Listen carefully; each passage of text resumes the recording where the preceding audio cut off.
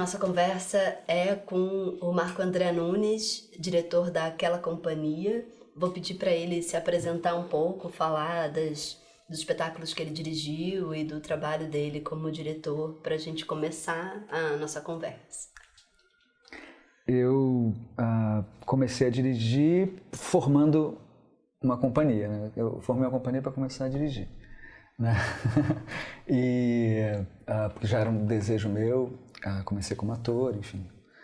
Daqui a pouco a gente fala mais sobre esse início, mas aí dirigi de início Despertar da Primavera e depois já com a companhia montada o Projeto K. Esse primeiro momento da companhia me voltei um pouco para os autores canônicos, aí foi o Kafka no Projeto K, o Goethe no Subverter, o Hess no Lobo no Miruma Steppe, James Joyce no Do Artista Quando Jovem.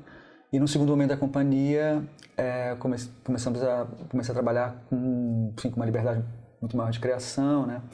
E aí sem nenhum autor canônico, nenhum autor como base, ou como dando sustentação, e mais uma livre associação de interesses, né, estéticos.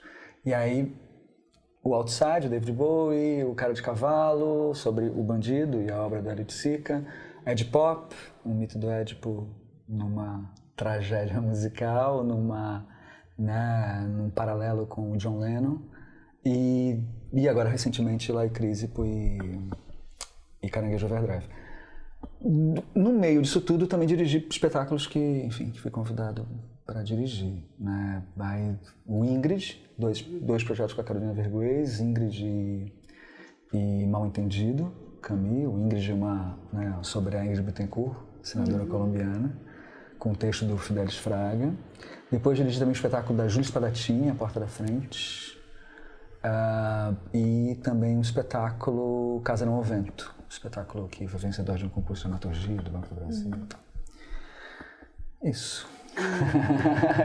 A gente fica pensando, se eu via, se eu não via. Eu vi muito. Você viu muito? Eu vi muito.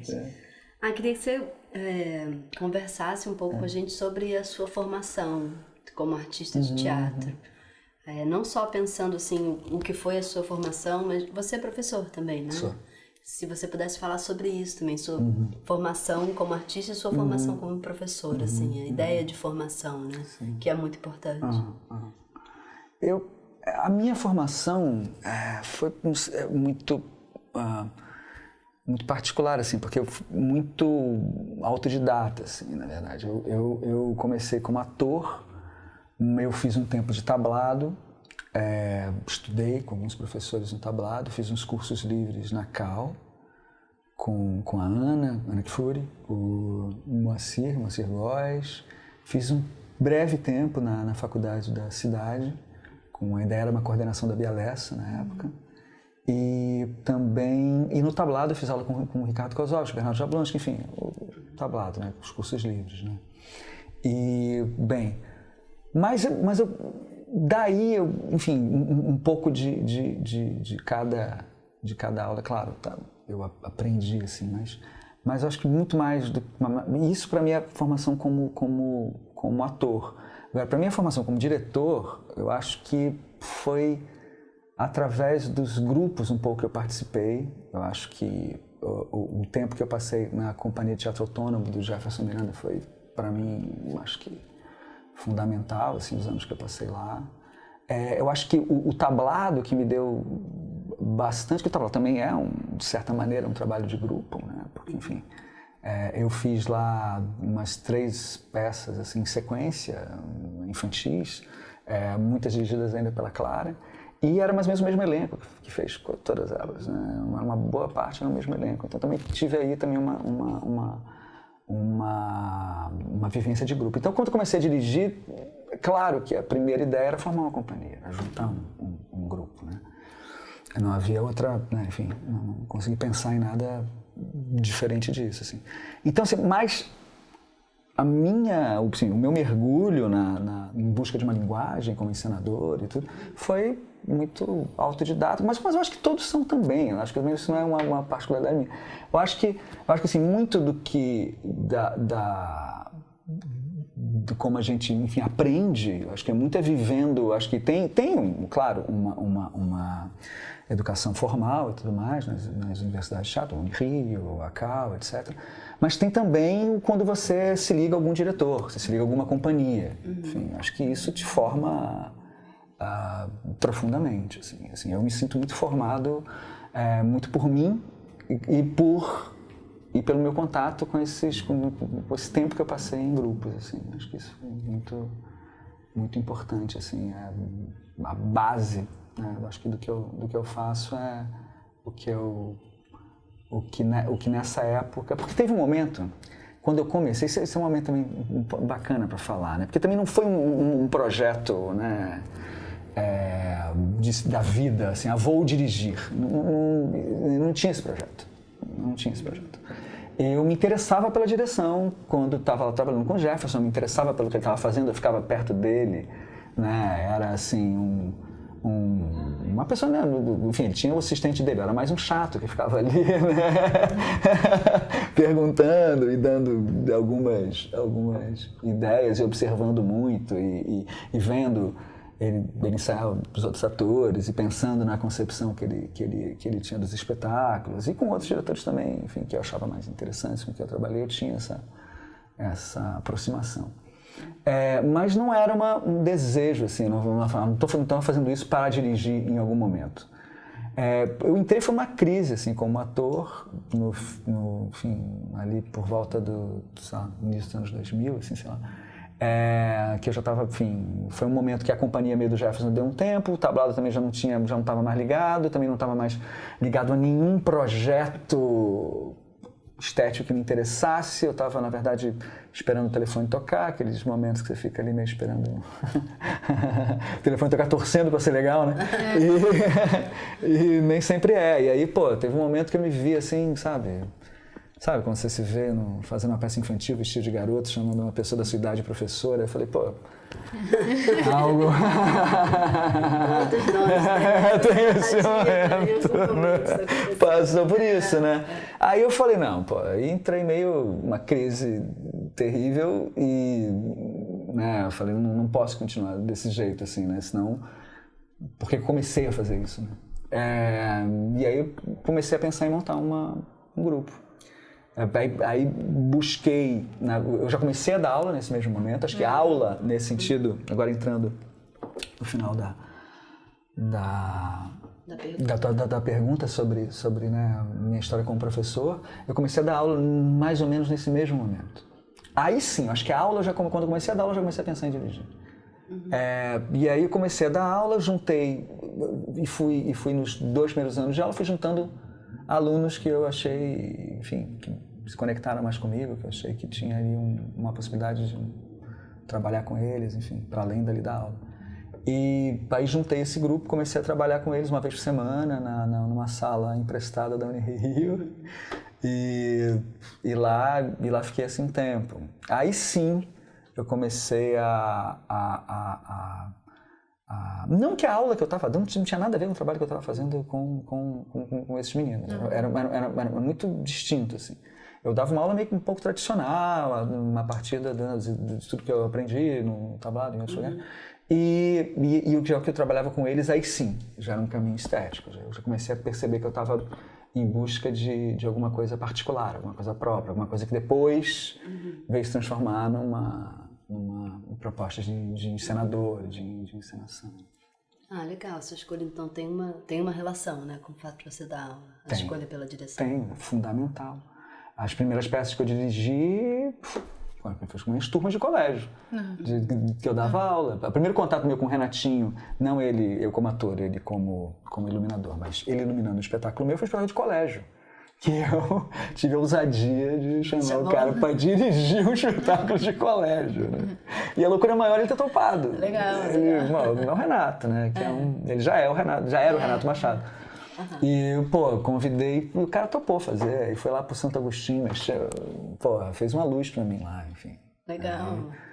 E aí já tinha uma ideia, isso foi em 2002. Engraçado que o Pedrinho fez a direção musical desse espetáculo. Olha! Pedrinho fez a direção musical desse espetáculo, foi a primeira vez que eu trabalhei com o Pedrinho. Não, eu já tinha trabalhado com ele como eu e ele atores, lá no tablado, né? Mas assim, mas eu dirigindo foi a primeira vez que eu trabalhei com o Pedrinho, foi fazendo direção musical. Então a parceria de vocês é de longa data. É longa data. Legal. Com o Pedrinho é muito longo. Muito longo. Anterior a isso, né?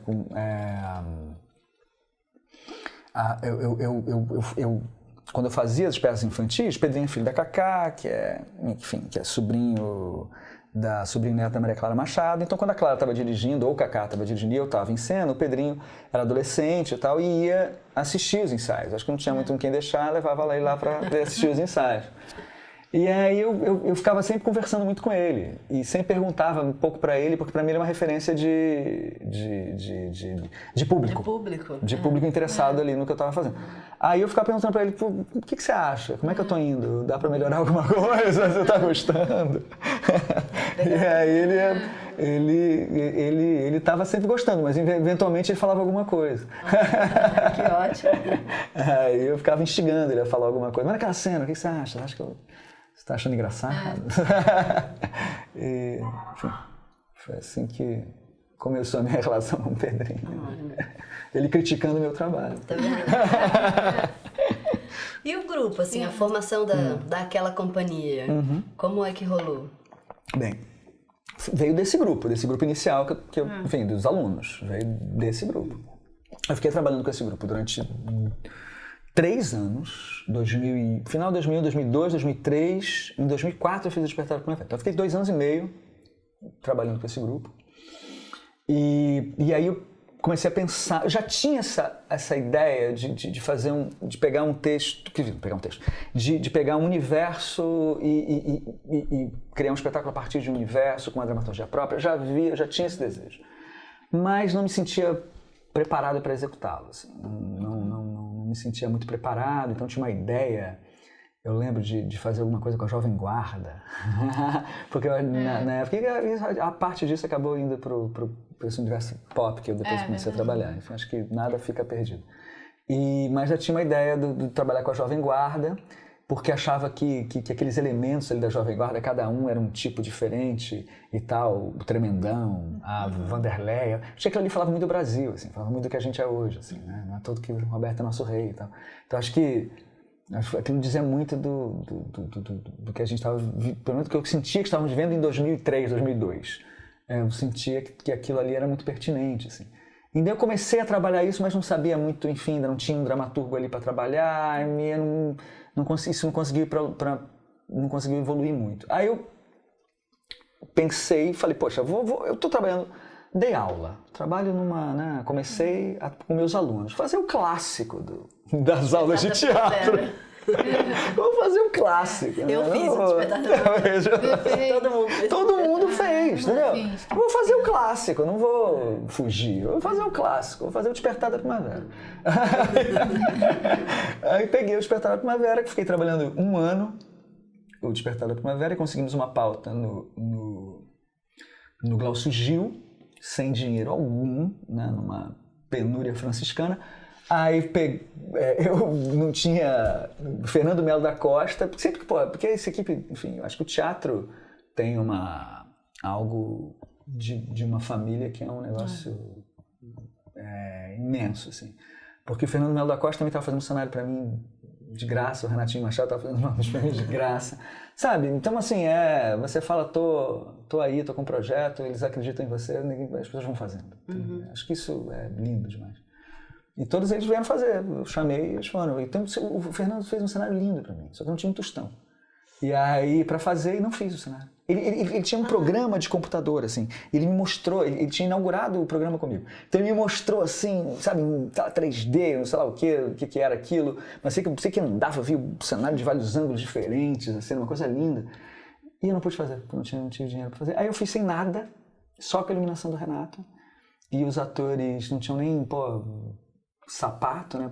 Mas depois virou, né? A carência vira linguagem. Linguagem, exatamente. Né? E aí eu retomei isso no Caranguejo Overdrive, mas a carência vira linguagem, e aí eu comecei a criar uma linguagem a partir dali, a partir da escassez, uma linguagem que tem muito a ver com cortes, com luz e com, né? E aí eu tive, enfim, e aí já tinha uma ideia forte de formar uma companhia a partir daí. Já desde sempre. Mas aí, quando se concretizou nesse espetáculo, e aí foi sorte, eu tive uma sorte danada, porque eles estavam fazendo uma matéria na época. Legal falar sobre isso, vou falar. Então, eles estavam fazendo uma matéria na época sobre o Globo, sobre grupos jovens. E aí, sei lá como, essa pessoa chegou até a gente. Aí ele foi lá entrevistar a mim, o pessoal, e aí saiu tipo assim, uma contracapa do Globo, uma foto enorme, assim, uma página. E aí já criou algum tipo de atenção ali sobre o trabalho. Isso fez com que a Bárbara e o Adora viesse assistir a peça. Que era uma peça de fundo, sabe, escondida. Garagem. De garagem. Peça escondida ali no Glaucio Gil. Glaucio Gil não tinha passado por tudo que passou com vocês, enfim. E tudo mais, a revitalização que ocorreu, né? Que até começou com a gente, depois vocês. Não tinha passado por nada disso. Então, assim, era uma coisa muito escondida. E a Bárbara foi lá e jogou mais ainda uma luz sobre o negócio, que fez uma crítica ótima. Assim. Então, jogou mais uma luz sobre o trabalho. Apesar de todas as questões, né, que em relação à Bárbara, ela acabou, em alguns momentos, sendo, para mim, particularmente, muito importante. Assim. Ela meio que credibilizou em alguns momentos o meu trabalho. Assim. E para mim foi em momentos, às vezes, cruciais. Já me destruiu também, mas né, tinha que ser esse batismo. A repercussão é muito importante. É muito importante. A repercussão é muito importante. E aí essa repercussão, aí a partir daí começou a lotar. Aí começou a lotar o Glaucio Gil. Eu fiquei lá 2 meses de casa. Ela foi bem no início da temporada, foi 2 meses de casa muito cheia. E aí, enfim, aí você precisa que as coisas aconteçam positivamente para que você siga, né? É difícil você soltar uma porrada e continuar seguindo. É difícil. É legal você ter pelo menos uma resposta positiva para você começar a ter respostas negativas. Mas eu ter pelo menos algumas positivas de início, né? E aí esse primeiro espetáculo teve uma resposta muito legal. Aí sim eu tive a força para começar a fazer o trabalho que eu realmente gostaria de fazer. Que é ter uma... que vem de uma... Eu acho que o meu caminho é um caminho de autoria, né? É um caminho de buscar uma autoria, sempre é esse caminho. Desde o espetáculo Primavera foi o primeiro e assim vai. Né? O caminho da encenação mesmo. Aí, nesse início aí sim, do que se chama, tanto hoje quando se fala da companhia, começa com o Projeto K, né? Apesar desse desejo de companhia e trabalhar em torno da companhia, já está no Despertar. Mas aí vem o Projeto K, que aí, na sequência do Despertar, eu pego, aí sim, o autor para mim que foi fundamental na minha formação, Kafka, e aí o Manuel Frix, amado Manuel Frix, que fazia parte do elenco do Despertar da Primavera, me sugere o Walter Laguerre, que era colega dele da Unirio, e aí ele traz o Walter para começar a desenvolver esse projeto do Kafka. Que foi no Planetário? Que foi no Sesc e Planetário. E depois Planetário. Nesse momento também começa a minha parceria aí com o Sesc. Você viu? Eu vi no Planetário. No Planetário. E depois já foi um segundo momento lá no Planetário. Aí, mas estreou no Sesc, aí também começa essa parceria com o Sesc, com a Berradunsky, nesse momento, que eu vou lá, levo o projeto, eu já tinha ouvido falar no Despertar da Primavera. Aí ela pautou. E aí, já com essa verba do Sesc, eu consegui pela primeira vez montar ali o espetáculo, assim, com algum orçamento. E aí comecei a trabalhar com o Walter, aí o Pedrinho entra como ator, né, e ainda Manuel Frix, ainda muitos remanescentes do Despertar da Primavera nesse elenco. E aí sim eu começo a trabalhar com uma dramaturgia colaborativa, né? Sistema de dramaturgia colaborativa. Que vem também de um desejo ali, porque quando eu trabalhei com o Despertar da Primavera, eu já trabalhei com alguns textos prontos, né? O Despertar, o Mal Entendido, a Porta da Frente e o Casarão. Mas em todos eles eu mexi bastante. O Despertar da Primavera eu troquei algumas cenas de ordem, cortei o texto inteiro, mudei um monte de coisa. Então, porque o texto sempre é uma coisa muito impositiva, né? Não é aquele texto ali, sabe? E aí, né, eu li aquilo ali e falava, pô, mas não é assim, eu queria criar junto, né? O texto junto com o autor que já tinha, enfim, falecido lá, o Wedekind, o incrível Wedekind. Aí eu falei, poxa, eu acho que um cara, né, vivo vai ser mais fácil. E junto ali, né, eu acho que essa troca vai se dar de maneira... E vai me permitir ter mais também, sabe, domínio e troca, e, sabe? Porque, né, é uma parte tão importante da encenação, o texto, enfim, e aquilo ali está, de certa maneira, harmônico, né, já com uma procura de linguagem, enfim. E eu trabalho com o Walter, foi incrível, a gente ficou 8 meses trabalhando, acho que entre estudo e tudo, mais do que isso, quase um ano, mas só ensaiando mesmo em 7, 8 meses. E foi, também foi um espetáculo que eu tenho um maior orgulho de ter feito, porque eu acho que é um espetáculo lindo, assim. Também fizemos na Raça, mas foi um espetáculo que resultou, assim, um resultado que me satisfez bastante, assim. Eu falei, poxa, tô chegando em algum lugar. O modo de produção acaba influenciando muito. Às vezes a falta muito positivamente, né?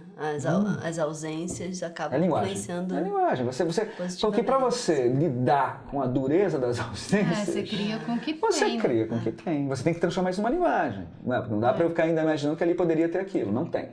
E 8 meses de ensaio, 8 meses de processo, você não entra no orçamento. Então... Não tem como entrar no orçamento. Então quer dizer, nossa realidade aqui no Rio de Janeiro não tem essa possibilidade. Então, mesmo que você consiga um patrocínio, em 5 meses iniciais, e depois só a partir dos últimos que você vai ter.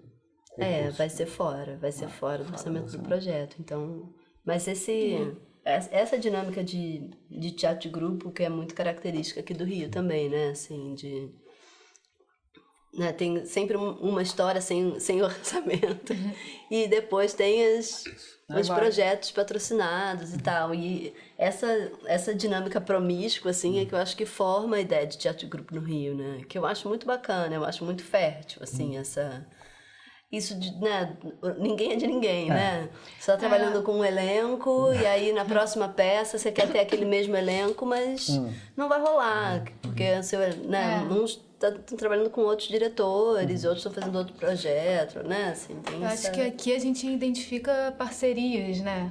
Fulano que trabalha, sei que você trabalha com Pedro. Isso me dá uma ideia daquela companhia, como eu sei que a Dani trabalha com Fio, isso me dá uma ideia de complexo duplo, né? A gente vê na galera de teatro quem trabalha junto e um pouco isso é o grupo da galera. Esse aqui é o meu grupo porque eu trabalho com ele, assim.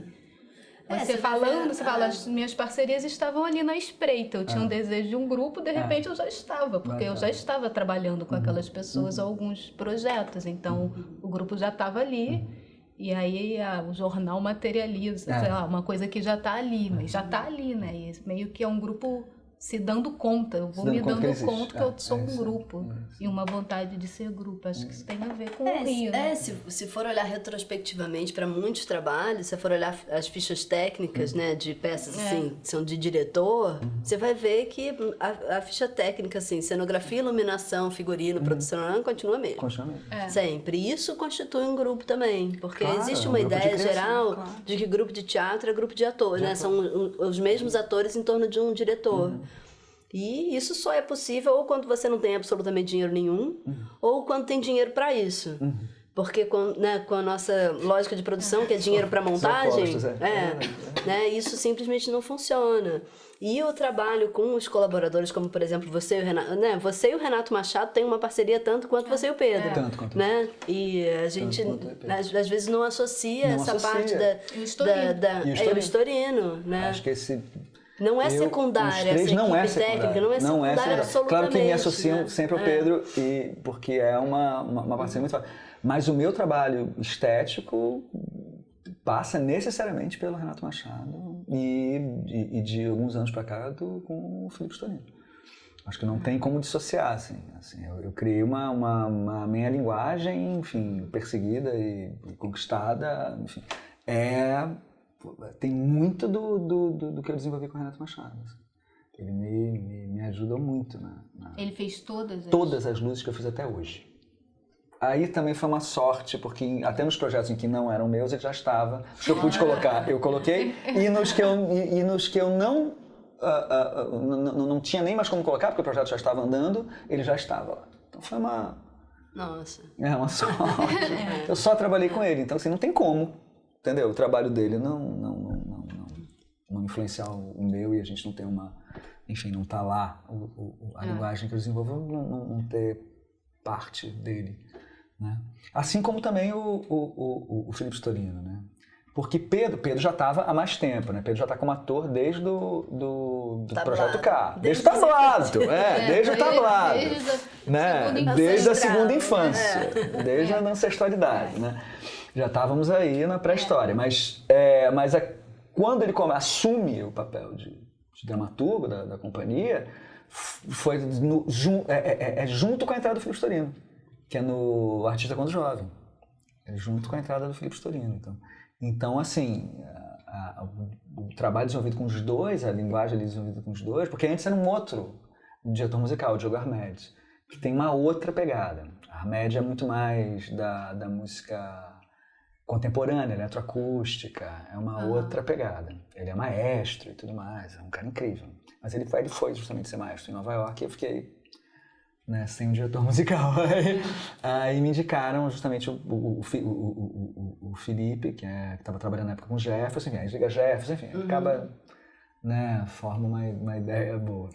E aí convidei Felipe, comecei a trabalhar com ele. Aí Felipe traz já uma pegada muito mais pop, né, que Felipe já é uma outra formação, né, como diretor musical, já tem uma proposta diferente. Isso também influencia. Bastante autoral também, né? Muito. A música do Felipe é bastante autoral. A música do Felipe é única. Né? Enfim, acho que dá pra você identificar quando tem sem saber, dá pra você identificar quando tem uma trilha do Felipe no espetáculo. Assim, ele é muito particular o trabalho dele. E é claro que também, enfim, pra conter o Felipe no espetáculo, eu tenho que, que me mexer né? Que é claro, eu tenho as minhas, né? Mas a cada tudo que me apresentam me reconfigura, né? E vai me transformando também, né? Essa peça foi em que ano, o Retrato? 2010. Então, de 2010 para cá, vocês quatro estão juntos. E o Felipe é a mesma coisa. Todos os espetáculos que eu fiz fora, o Felipe estava presente. Posição. Aí o Felipe o Felipe já foi uma posição minha mesmo. Eu chamei ele para fazer. Então, você, Pedro, Felipe e Renato. Você pensa naquela companhia, você pensa em quem, né? Em vocês? Somos nós. Assim, a minha parceria criativa com... É claro, Pedro com peso, né? Porque o Pedro, eu fico mais em contato com o Pedro que com o Felipe e com o Renato. Mas... Na hora da cena, imagina. Esses cabras estão muito presentes, assim, estão comigo, assim, muito colados, assim. Né? Eu já penso eu penso a cena com a iluminação do Renato. Eu já penso a cena com a iluminação. Já penso a cena com a música do Felipe. Né, com ele lá tocando, né? Com ele lá tocando. Em cena. E com ele tocando, que está em cena em todas, né? A partir do Outside ele está em cena em todas. Porque aí começa essa... Antes de entrar também, acho que nessa virada, começa a incorporar também num processo de autoralidade, de não trabalhar mais com a sustentação dos autores clássicos, canônicos, mas partir para uma criação mais, né, um pouco mais livre deles todos e todo o meu passado também de leitor desses caras todos, da minha formação, ia começar a me aventurar por outros caminhos, né? E aí o pop, né? E aí eu vou encontrar o pop e tudo mais. O Outside fez uma virada. Fez uma virada. E a música em cena. A potência da música em cena. A banda que eu resolvi colocar no centro da cena, do Outside, né? Era no centro da cena, tudo que acontecia era em torno da banda. Eu acho que em todos os meus espetáculos, se você ver, a banda está muito presente, visivelmente presente. Né? Ela participa do espetáculo. Porque a música ao vivo tem uma potência. Né? Eu acho que uma coisa que sempre me impressionou muito foi um show de rock. Sobretudo um show de rock, porque eu gosto muito de rock. Então um show de rock, eu vi agora dos Stones há pouco tempo, é avassalador. Então, do jeito que você sai, assim, sei lá, afetado, potencializado de um espetáculo desses, é incrível, assim, realmente é desestabilizador, assim, né? E E aí colocar ali a música ao vivo, com a potência que tem, e ser, em muitos momentos, é um show de rock. O Outside era um show de rock em muitos momentos. O Caranguejo tem o seu momento, show de rock. Né? O Cara de Cavalo. O Cara de Cavalo tinha vários momentos. O Ed Pop tem vários momentos de show de rock, que tudo para ouvir uma música, uma banda tocando. E um cara se fazendo ali de band leader. Né? No Outside tinha até a apresentação da banda, durante a peça. Né? Paulinha apresentava a banda, enfim. Então, assim, essa... E a potência que tem a música ao vivo, ela ecoa dentro de você de uma forma que a música gravada jamais terá. Enfim, o efeito, e esse efeito... Enfim, eu já penso também a cena com esse efeito. O efeito que isso vai ter sobre o espectador. E a dramaturgia, né? Acho que o trabalho do Felipe Sim, não é trilha, né? Ele é dramaturgia, ele é uma música que Nos tá dois últimos espetáculos, o Lá e Crísipo e o Caranguejo, a música é constante, né? No Lá e Crísipo ela não termina, ela começa e não tem nenhum momento sem intervenção musical. É muito constitutiva da dramaturgia. É constitutiva da dramaturgia. Que é essa coisa de fazer junto, né? Realmente. De ter uma história, de fazer junto. Então a gente estava falando das parcerias e dessa continuidade, né, do trabalho de grupo. Então a gente podia falar um pouco agora dos temas que permeiam os espetáculos, assim. Fiquei pensando um pouco nessa recorrência do trágico, de como ele surge nas peças via tragédia meio, tipo Lá e Crísipo e Ed Pop, mas também o próprio Caranguejo, a história daquele sujeito, o Cara de Cavalo também, que tem um final né, já sabido, né, de morte, e o Outside também, né, tem uma linha assim das grandes, né, das grandes transformações, assim, um pouco. Como é que é? É consciente ou foi aparecendo? Não. Eu penso muito sobre isso. Mas não assim, eu acho que você fez você abriu um leque aí de enxergar isso em todos os últimos espetáculos. Acho que eu vi. Todos que você viu, você enxergou isso. Então isso é incrível. Porque eu também não estava relacionando a todos os espetáculos. O lado trágico, mas sim tem, acho que...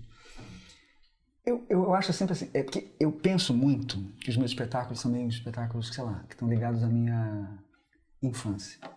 Eu sempre acho quando eu vejo, eu falo, nossa, eu tô falando, depois que eu faço, é muito ligado à minha infância, assim. Então, todos os meus espetáculos você pode ver, tem correria, tem um detetive, tem gente que morre, tem gente que corre pra lá, corre pra cá, tem sempre uma correria, em algum momento do espetáculo começa um momento de gente correr, tem uma aventura, tem alguma coisa que as pessoas estão buscando, tem um mistério. Todos eles, né, tem alguma coisa meio fabulesca, de uma hora para outra alguém se transforma em alguma outra coisa. Enfim, tem algum elemento, ou todos os elementos juntos, né, estão ali na cena. Né? Então acho que eu carrego um pouco esse meu universo da minha infância. Que foi uma infância meio... Porque tem também, eu acho que tem muita gente que carrega também os temas da adolescência nos seus espetáculos. Né? Percebo muito isso também. Mas nos meus são os temas da minha infância. O Cara de Cavalo, essa era a história que meu avô me contava do Cara de Cavalo. Meu avô era delegado. Então ele me contava, para dormir, ele me contava histórias de bandido. Gente! É uma boa formação de artista. É uma boa formação, um artista se forma assim. Né? Vendo logo a dureza da vida. Encarando logo a vida com uma trama policial. Pra dormir. E eu dormia ouvindo histórias de policiais, eu perguntava histórias de bandidos. E o Cara de Cavalo era um bandido da época, que meu avô era delegado, e por ser tão lúdico, né, uma pessoa com uma cara de cavalo. E meu avô sempre me contava que ele fugia sempre da polícia, a polícia nunca conseguia pegar esse bandido. Então, para mim, ele tinha algo de, né, herói, né, assim, né, porque a polícia sempre tentava, ele sempre fugia, e o meu avô contava sempre isso com uma certa admiração por esse Cara de Cavalo, apesar de ele estar do outro lado, né, ele estaria perseguindo o Cara de Cavalo. Mas ele falava isso com uma certa admiração pelo Cara de Cavalo, pela essa capacidade do Cara de Cavalo de fugir. Na época eu também gostava muito de cavalos. Então, imaginar que tinha um bandido que era meio cavalo, sabe, que fugia, corria por aí, que a polícia nunca conseguia pegar. Isso era pra mim, eu pedia todos os dias pra me contar a história do Cara de Cavalo. O Cara de Cavalo era uma... Ele ia criando histórias que o Cara de Cavalo nem viveu, mas ele ia criando pra me alimentar ali o Cara de Cavalo durou anos, né? Na verdade, a história do Cara de Cavalo é de um mês, mas ele durou... mas pra mim, durou anos e anos a história do Cara de Cavalo. E outros tantos espetáculos, desde o Subverso tem um detetive, tem sempre um detetive, meu avô tem o Outside tem um detetive, o Cara de Cavalo detetive, o Outside detetive, o Subverso detetive, em outro espetáculo, o Projeto Cara Detetive, enfim, tem sempre esse... É um Freud, né? Essa figura, cada hora está desenvolvendo uma função diferente, mas é sempre o cara que está atrás de descobrir alguma coisa. A investigação. A investigação da própria encenação, a investigação do tema, a investigação, sabe? Enfim, sempre tem uma investigação, tem alguém que... E foi muito interessante quando eu descobri que todos os meus projetos têm correria, mas depois de um tempo eu comecei a perceber isso, tem sido um clima meio de aventura, né? Enfim, são questões da minha infância, são as coisas que me interessavam, que eu via, que ficam um pouco... Tanto que essa primeira ideia era Jovem Guarda. É uma coisa da minha infância também, porque eu ouvia os discos da minha mãe, que eu ouvia esse tipo de música. Então, meio que eu carrego muito isso. E aí o trágico, porque eu acho que a infância se lida com o trágico de maneira muito... Acho que é muito presente o trágico na vida de uma criança, né? Porque tudo para uma criança é tão forte, né? As emoções são tão avassaladoras para uma criança. A criança se desespera e grita e morre por uma coisa, aquilo é trágico, ela vive o trágico, né? Ela vive o desespero da perda, tudo é perda, né? Então E vem tudo de fora e de cima, né? Tudo de fora e de cima. Tudo grandioso. E tudo de fora e de cima. Eu fico pensando sempre, quando eu vejo uma criança, e aí eu também me vejo aí, quando eu vejo uma criança que tem todo o paparico, né? Quando ela é bem pequenininha, né? Todo mundo vai lá, ela dá um grito, todo mundo, né? Traz tudo pra ela. Fala, quando você perde isso, né? Isso é uma tragédia, né? Chega uma hora que você perde isso. As pessoas começam a não fazer mais pra você. Você tem que chorar muito pra conseguir, você tem que, sabe, aquele chorinho já não basta, você tem que chorar demais. Você começa a viver perdas e perdas e perdas e perdas, perda de atenção, perda de amor, enfim. Eu acho que assim, a vivência dessas perdas todas me levam para as tragédias, para o anunciado das tragédias, né? As peças todas que você citou começam já sabendo o que vai acontecer com os personagens. Uma menina já sumiu, o Cara de Cavalo você já sabe desde de antemão que ele vai morrer, todo mundo sabe que ele morreu. O Édipo, todo mundo conhece a história. O Lá e Cristo, na primeira cena, ele já fala que vai morrer. E o Caranguejo também já sabe que ele vai pra panela, que ele vai morrer, que ele, enfim, no primeiro momento já é anunciado tudo que vai acontecer. Então, assim, essa é uma característica de todos os espetáculos. Não é algo que eu procure, mas de certa maneira é como eu vejo um pouco também. Eu acho que a arte lida com a morte, né? Assim, acho que assim, é cantar a morte para renascer. Eu acho que a gente está sempre renascendo. Acho que o teatro está sempre, né? Os mais antigos falam que o teatro está sempre morrendo e renascendo, morrendo e renascendo, morrendo e renascendo. Então acho que é constitutivo do teatro a morte, né? E a tragédia, né? Então, e assim, forças maiores. E as forças maiores. Agora, respondendo, não é acontece. Não busco isso. Não falo assim, vou fazer outra tragédia. Não. Quando eu vejo, eu já estou enredado nesse mesmo. Quando eu dou por mim, já estou enredado nessas tramas. Trágicas. Agora, a tragédia é que encontra o pop o tempo todo, né? Na música e na dramaturgia do Pedro, que ele consegue jogar umas frases assim. Pops. Vamos descascar esse abacaxi. Aí, claro. Em outros momentos, né? O outside, de chamarmos, né? De botar um personagem que é o chefe da polícia artística da galeria, de botar o nome dele Teodoro Adorno. É um procedimento de mega pop, de José Agripino, né? De pegar o que o nome diz, na verdade, né? A ideia que você tem do nome, não a pessoa, né? Não a obra nem a pessoa em si, mas a ideia que o nome evoca. E aí o personagem principal, né, do Outside, que a gente fala nela o tempo todo, é Norma Jean Baker, né, que é a Marilyn Monroe, enfim. Então você dá esse tipo de... Porque o pop... O pop, fala rapidamente sobre o pop, né? Que eu acho que essa junção da tragédia com o pop que você viu e é constitutiva desse trabalho mais recente, que o pop me fascina muito, muito, porque eu amo pop, eu não tenho nenhuma questão eu amo pop, mas o pop coloca muitas questões, né? Porque ele meio que achata as coisas e simplifica um pouco tudo, né? Por um lado, ele perceber valor em determinadas coisas, que você não... Vai pegando a Tropicália como um exemplo, né, disso, que vê ali valor em determinadas manifestações, que você não daria o menor valor, que você tem ali uma arte culta, que você vê como superior. E uma arte popular, mais... Né, não digo nem popular, mais perto do chão. Mais perto do chão. Mais perto do chão. Que é porque popular tem um meio folclórico, que não é isso, longe do folclore, é outra coisa. Né? E você vê como o rock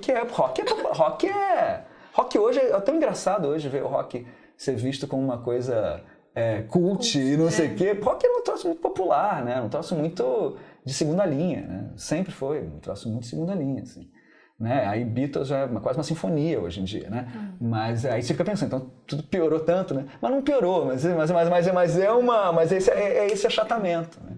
Porque essas distâncias, quando elas começam a ficar todas, né? Profunda a superfície do fundo, né? Então, quando isso tudo começa a ficar muito próximo uma coisa da outra, né? Tem uma suposta perda de qualidade, né? do que seria, né? Estou vendo ali um livro de Clement Greenberg, estou olhando agora para ele alertava para esse perigo, né? do que aconteceria com essa arte kit, do que o pop se insere. Né, que haveria uma perda de qualidade da arte culta, porque ela teria que prestar uns serviços a essa arte kit. Então, assim, essas questões que o pop coloca, né, de pegar coisas profundíssimas e reduzir em uma única frase. Enfim, você tem sempre uma única manchete, um único desenho, uma única charge, uma única, sabe, uma garrafa de Coca-Cola, sabe? Você reduzir tudo a slogans. A coisa enfim, é uma redução, mas ao mesmo tempo isso tem um fascínio da comunicabilidade, tem um fascínio das gôndolas de supermercado, entendeu? Da arte sabe, do descartável, que eu acho incrível, entendeu? Que eu acho incrível. Então, assim, eu acho que assim, é claro que a roupagem... Eu estou lidando o pop, mas ao mesmo tempo tem uma roupagem que não é exatamente... Enfim, que também tem uns anteparos aí. Tem assim, a operação de síntese, mas tem uma complexidade. Tem uma complexidade. Se não tivesse a complexidade, não teria síntese de quê, né? A imagem pop não seria potente se ela fosse simples. Né? Se ela não fosse uma síntese. E é um pop em cima de um não pop, porque a tragédia não é pop. Não é pop. Ed Pop nasceu disso. A tragédia não é pop, a tragédia é lá de pensar que seria o pior tema para se fazer um musical, né? Então...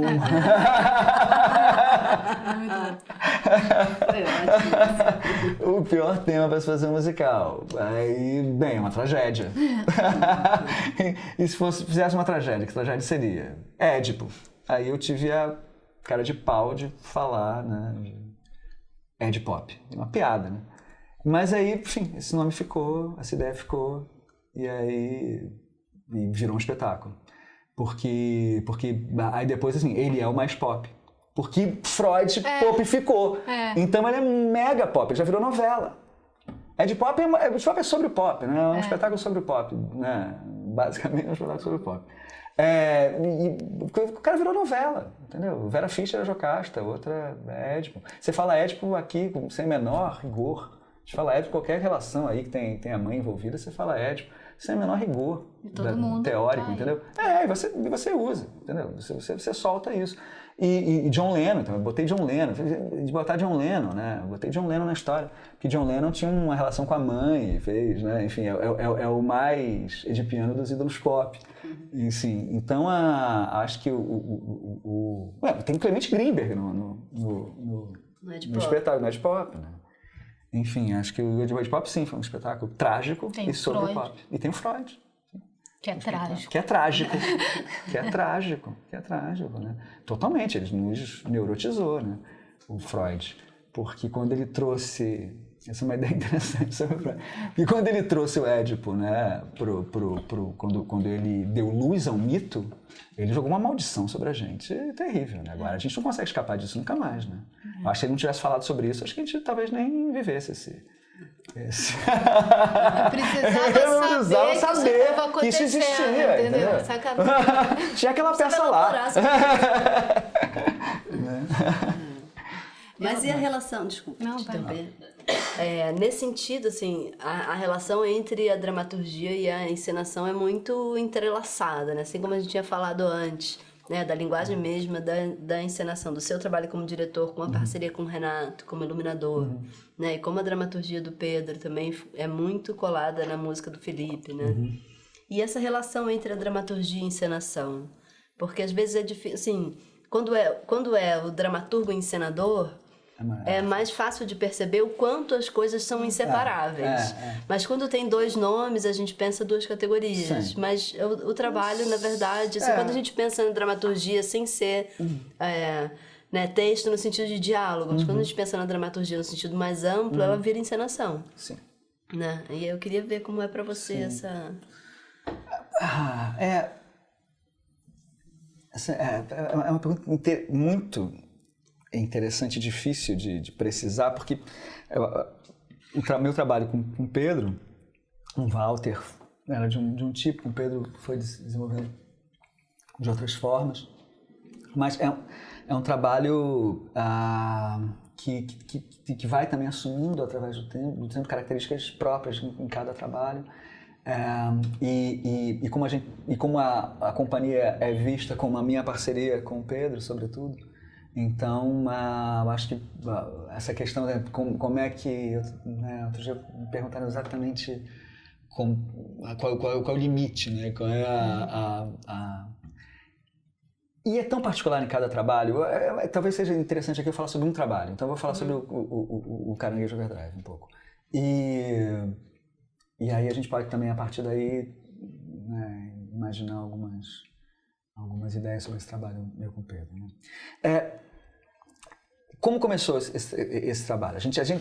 Qual é o seu trabalho? Nós passamos por um período de pesquisa. Esse período de pesquisa não foi nem tão grande assim, porque tinha um livro que o baterista da banda, o Maurício Chiari, trouxe, do Homens e Caranguejos, e tinha dito que isso era inspiração para o movimento Bang Beat. Isso é interessantíssimo, porque eu sempre amei o movimento Bang Beat, intensamente. Acho que foi a melhor coisa que aconteceu na música nos últimos anos. Acho que não teve nada tão bom até hoje. Né? Acho que foi a última coisa realmente, né, incrível, sabe, inovadora e conceitualmente, estaticamente, na música. Assim. E o funk tem seu valor, mas acho que isso ainda é a coisa mais interessante. Então, já me interessou de cara a nós dois, a mim e o Pedro. Aí lemos o livro, O Homens e Caranguejos, sobretudo tem um prefácio que contém toda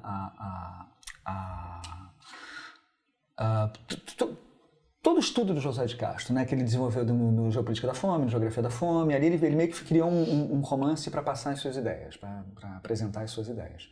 Já que, né, que não se restringisse ao ambiente da academia, mas um romance que todo mundo pudesse ler e que lesse, sobretudo, o prefácio. Né? No prefácio é um resumão das ideias dele. E, bem, aí tem até a história do homem que se assemelha ao caranguejo, está no prefácio do Josué, que depois Chico também vai fazer. Você vê os clipes do Chico, o tema do caranguejo com cérebro, o manifesto do Mangue Beat, feito pelo Fred 04. E tem lá o ciclo, né, o ciclo do homem, que ele nasce, ele começa a se alimentar daquele mangue, ele vai de tanto viver com os caranguejos, se alimentando dos caranguejos, ao lado dos caranguejos, ele vai aos poucos se transformando também no caranguejo. Porque ele a carne dele vai ficando a carne do caranguejo, porque ele se alimenta daquilo, a postura dele de tanto ficar ali agachado, vai também ficando tanto curvada com o tempo, e ele se enche de lama, porque os mosquitos, né, não picarem, os mosquitos são ferozes nesse mangue, enfim, e aí ele vai se transformando aos poucos no caranguejo, e quando ele morre ele volta para a lama, enfim, esse ciclo do caranguejo. Aí, enfim, conversamos muito sobre isso, e aí começamos e tínhamos um deadline, a gente teve que fazer um primeiro estudo do espetáculo, que o Dani assistiu, foi em 15 dias. Aí o Pedro começou a me trouxe, assim, já começou a escreveu dois textos enormes na primeira pessoa, né, um texto de abertura na primeira pessoa, que é o texto que abre o espetáculo. Aí a partir dali eu montei com o Pedro, fui montando com o Pedro uma sequência de cenas, né. Bem, agora temos essa cena, depois já tem uma cena que eu havia pensado, uma cena também de apresentação, uma professora falando sobre depois virou uma conferencista, né? Ficou uma coisa meio TED, mas virou uma coisa meio TED. Mas no início era uma professora, simplesmente, uma professora acadêmica, contando sobre o ciclo do caranguejo, sobre a vida do caranguejo, informações, né? Da biologia, enfim. E um cara que vive, né, a mitologia do caranguejo, que é ali o catador, o cara que vive a mitologia do caranguejo, intercalando os dois para, enfim, para apresentar o tema caranguejo. Depois, enfim, depois a Guerra do Paraguai, que entrou porque na transferência para o Rio, no momento em que estavam aterrando o mangue, foi a mesma época da Guerra do Paraguai, então, enfim, puxamos a Guerra do Paraguai e tal. Enfim, aí essa cena, esse primeiro momento, Pedro trouxe o texto. Aí depois, no segundo momento, já foi uma cena meio que eu bolei texto, e Pedro já escreveu para a cena que já estava né, um pouco estruturada. Já estava estruturada. Depois veio o monólogo da guerra, que totalmente ele me veio com o monólogo da guerra inteiro. Depois, na sequência, o pós-guerra, que é aquela cena já das ruas do Rio da puta Paraguaia, foi uma cena que eu montei inteira e depois o Pedro colocou o texto. Eu já marquei a cena toda e depois ele colocou o texto na cena. E aí no final, chamei o monólogo já tinha essa ideia da cidade, aí volta a primeira pessoa, também já veio com texto. Enfim, nessa dá pra ver bem que é um jogo. Tem momentos em que eu sugiro um formato de cena e ele escreve essa cena. Em alguns momentos eu chego a montar a cena e ele escreve uma dramaturgia para uma cena que já está montada. Em outros momentos ele traz o texto inteiro e aí me provoca a criar uma cena para aquilo. Tem uma divisão clara, assim, né? A diferença, acho que assim, o que difere, sobretudo, um texto que já me apresenta feito e o texto que eu faço com o Pedro é o que vem antes. Não só todo o nosso trabalho até então e tudo que a gente conversa e troca e lê junto antes de começar propriamente os ensaios. Aí, a partir do momento que começa, aí, enfim, aí tem momentos em que eu tô, em que ele escreve e eu dirijo. Tem momentos que eu tô, que é meio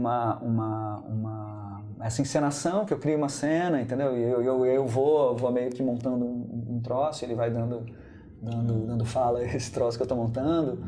Enfim, aí vai adquirindo dinâmicas próprias, cada espetáculo vai adquirindo dinâmicas muito, muito próprias, assim.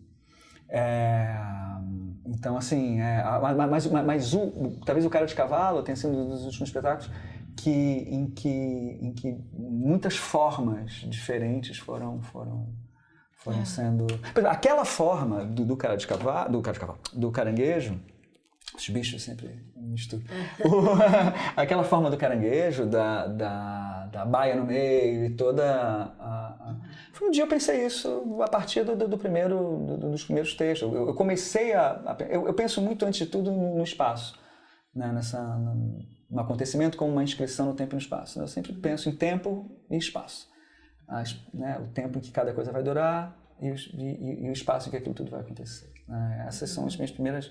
Antes de qualquer coisa eu penso nisso, assim. E o tema entra dentro de uma primeira concepção, assim. E acaba que o Pedro também acaba pensando também isso, enfim, a gente pensa, né, eu penso, já é assim que penso em alguma coisa, já passo para ele. Então ele já tá, quando ele vai escrever, ele já está pensando numa espacialidade que eu já falei. Então vai vindo tudo um pouco muito junto, assim. Apesar de que tem uma diferença clara, que eu não escrevo nenhuma palavra do texto. É claro, no final, muitas rubricas acabam sendo, acho que eu fiz ali na cena, mas Mas eu não escrevo nenhuma palavra do que é dito. E o Pedro não dirige nenhuma cena, não dirige nenhuma cena, não cria nenhum movimento, nenhuma cena, nenhuma luz, nada desse. Mas, ao mesmo tempo, a nossa troca é tanta durante o processo inteiro que, enfim... Como você falou, o que vem antes, né? O que vem antes. O que vem antes é determinante. O que vem antes da toda a nossa trajetória e, especificamente, cada espetáculo, o tempo que a gente passa, que é um longo tempo, às vezes são meses. Né, lendo coisas juntos e trocando referências e já pensando nos recortes junto, todos pensando junto. Acho que isso determina todo o trabalho. Agora, pra gente terminar, passa muito rápido. Queria te perguntar quem são as suas referências, você como encenador, assim, quem são os diretores, diretoras, dramaturgas, enfim, que são seus nortes, assim. Tem muita gente, mas vamos para também dar tentar resumir ao máximo, porque tudo me influencia, assim, né? Agora, eu tive experiências com teatro que foram para mim determinantes, assim. Eu acho que quando eu vi o 4 vezes Beckett, e aí junto Beckett e o Gerald Thomas, e os atores incríveis que faziam, Rubens Correia, Ítalo Rossi, Sérgio Brito, que faziam esse espetáculo. Eu acho que assim, o choque estético daquilo, da dramaturgia do Beckett, na encenação do Gerald Thomas, aquilo ali foi um raio. Né? Eu acho que esse espetáculo nunca terminou para mim. Né? Eu acho que os espetáculos... Né? Eu acho que o teatro é difícil de ser bom, mas quando não tem nada que se compare. E o espetáculo não termina. Né? Ele começa quando ele termina, na verdade. Quando é potente, ele começa quando ele termina. E esse espetáculo não terminou pra mim. Eu volto e meia, vem imagem desse espetáculo na minha cabeça. Assim. Me vem do nada. Apesar da minha cena, não tem nada a ver com nada disso. Mas tá lá. Quando eu vi Antunes Filho com Paraíso na Norte, nossa, aquilo ali também foi outro. Quando terminou o espetáculo, eu fiquei assim, uns 15 minutos sem conseguir falar. Porque aquilo ali era também, me abria veredas assim, insuspeitadas para mim. Que o teatro também podia ser aquilo. Aí a ópera, aí o trágico, aí já tinha esse espetáculo do Antunes. Eu acho que isso também tem no meu espetáculo. Eu acho que eu tenho esse fascínio pela uma ópera, né? Né? É tudo um pouco grandioso. e tudo e é uma ópera de boa, é uma ópera num lugar apertado para que ela aconteça, né? Mas tem uma ópera ali. E esse espetáculo do Antunes era uma ópera, o Paraíso na Norte. Era incrível.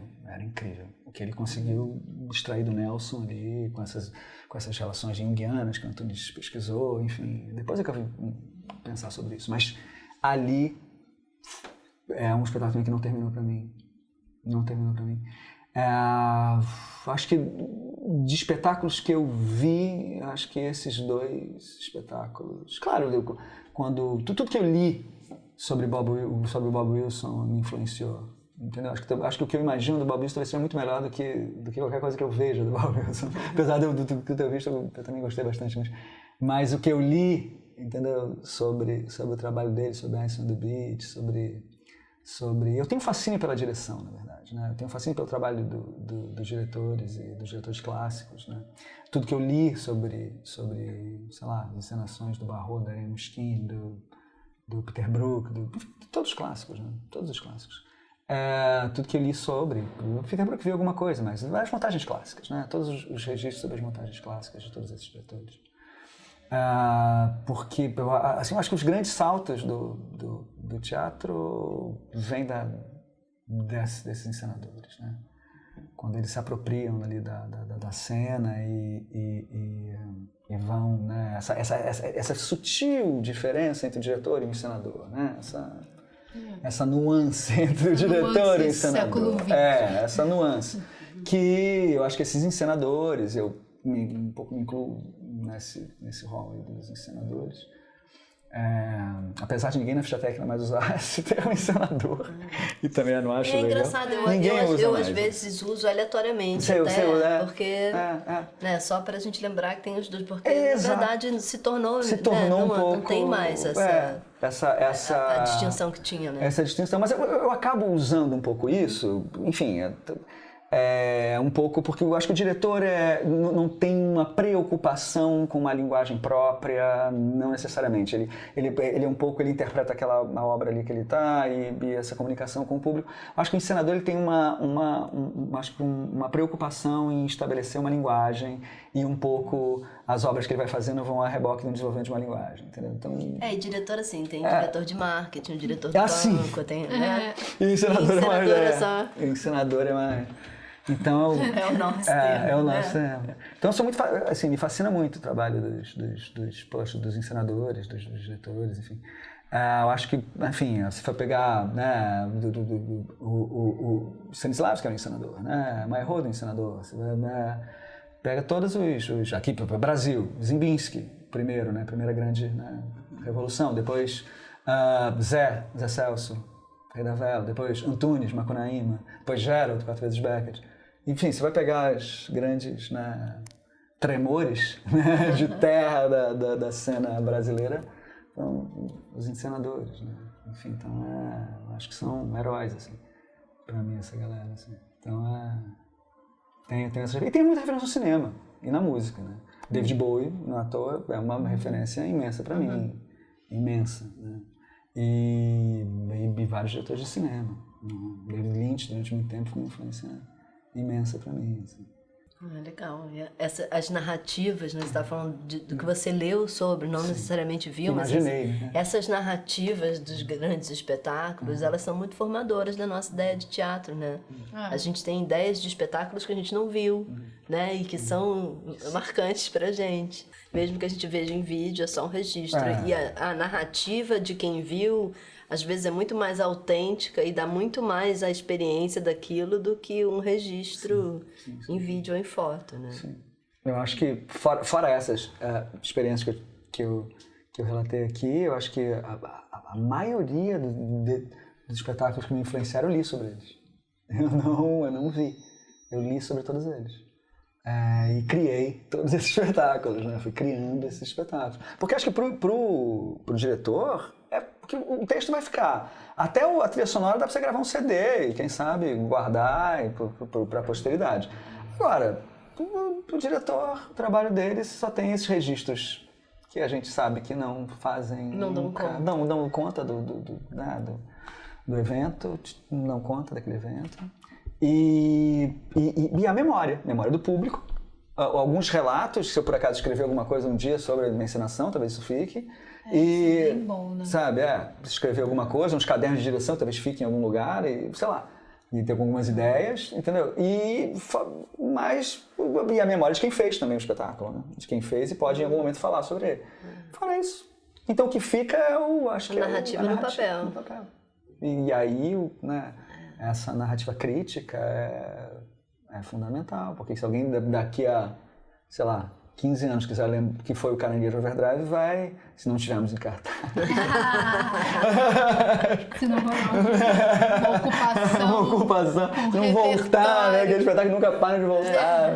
A gente não para de fazer. Mas essa ideia do encenador que escreve, eu acho importantíssima, assim, da gente levantar essa bandeira. Porque, por exemplo, Peter Brook, o Bob Wilson... O Stanislavski, o Grotowski, a gente leu nos encenadores, né? O que eles estavam fazendo, assim. Até o Gerald escreve coisas, né? Eu tenho escrito, mas bastante, mas tá tudo ainda... Manda pra gente. Já com Obrigada, Marco. Muito obrigada por vir aqui e ter essa conversa com a gente. A gente continua. Obrigada.